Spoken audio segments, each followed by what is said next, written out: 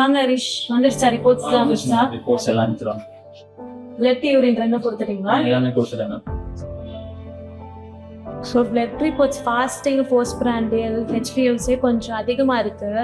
So diabetes மாதிரி இருக்கு. So நம்ம மெடிகேஷன்ஸ் வந்து ஸ்டார்ட் பண்ணிடுவோம். Okay ma'am. இது சிவியரா இருக்கா இது எப்படி? கொஞ்சம் அதிகமாக தான் இருக்கு. ஓகே. ஸோ நார்மல் ரேஞ்ச் விட கொஞ்சம் அதிகமாக இருக்குது. அந்த மெடிகேஷன் ஸ்டார்ட் பண்ணிவிடுவோம். நார்மல் ஃபுட் கண்ட்ரோல் பண்ணிக்கணும்.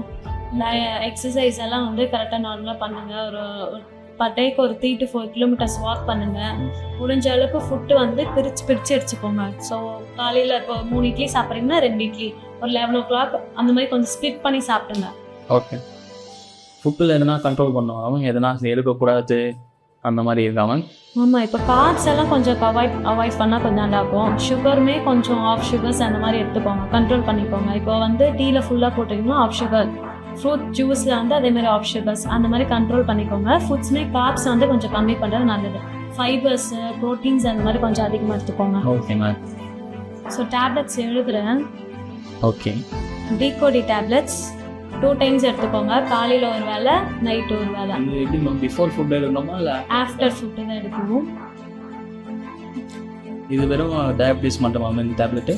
டயபிட்டிஸ் என்ன சார் வேறு இது பண்ணுறது? இது வந்து குளுக்கோஸ் லெவல் நம்மளுக்கு கொஞ்சம் நல்லாவே கம்மி பண்ணும். ப்ளஸ் வந்து ஆர்கன் ப்ரொடெக்ஷனும் இதில் இருக்குது.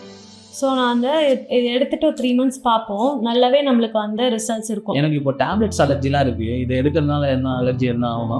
அதெல்லாம் ஒன்றும் ஆகாது. அதெல்லாம் எதுவும் ஆகாது. சரி, எதுவும் ஆகாது. சரி 3 months கழிச்சிட்டு பார்த்துட்டு வாங்க, பார்ப்போம்.